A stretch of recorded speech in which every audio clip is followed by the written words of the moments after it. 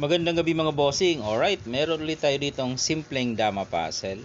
Okay, ipapaliwanag muna natin.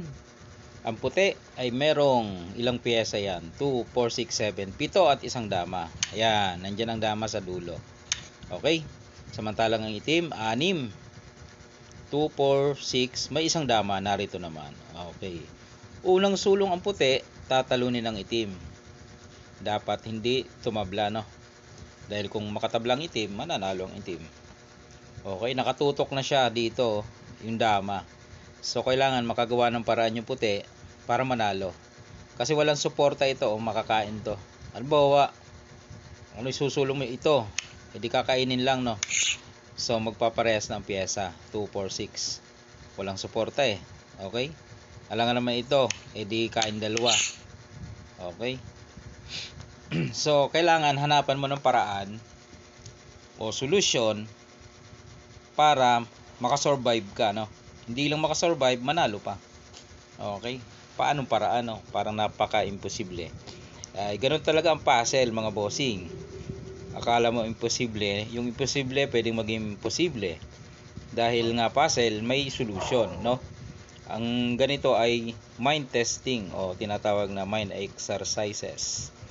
Sinusubukan lang ang iyong kakayahan kung kaya mo bang isolve ang mga ganitong mga sitwasyon sa larong dama. Okay? May idea ka na ba? Nakita mo na ba ang magandang sulong ng puti para manalo? Ayan o.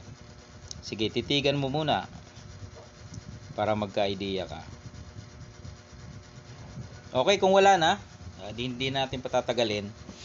Dahil lang katutok dyan, yan ang pinaka-keymob mo. Aalisin mo yan. Kasi yan ang magiging sagabal eh.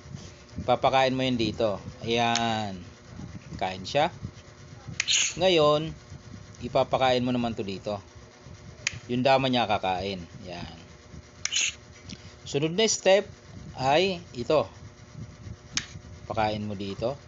Okay. So, nakadama na. Ay, dati na palang dama. Kumain lang. Ngayon, para manalo ka, ipapakain mo yung dama mo doon. Yan. Para kumbaga magdugsong-dugsong. Yung mga kombinasyon ay magtuloy-tuloy. Then, sabay ganito. Ayan, may idea ka na. Hindi naman pwedeng isa ikain. Dos yan eh, obligado. Yan o. Ayun na, dama ka na sa dulo. Ibig sabihin yan, tatlo ay hindi na makakatawid. No, hindi na makakadama yan. Sa mga damador, pag ganyan, talo na. Pero sa iba na hindi pa masyado sa larong dama, sasabihin yan, i-comment yan, ituloy mo pa kasi makakatawid pa. Ay, hindi na po. Sige, tuloy natin para sa ibang damador. Pag ganyan, hindi natatawid. Mabababoy lang. Pag sulong niya, o balik-balik, maglalagari lang. O, lagari lang yan dyan eh. Dito siya. Tapos dito siya. Tuon siya. Dito ka lang. Siyempre ipapakain. Para makadama ito. Maabutan bossing eh. Dito lang siya oh. Wala nga naman sumulong ka dyan. Di kinain ka no. Di bababa ka dito. Kaso nga lang ilalak. O yun sinasabi natin. Mabababoy. Alright. Yan ang ating munting puzzle. Simpleng puzzle. Pero malalim no.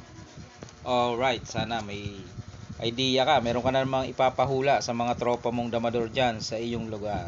Alright.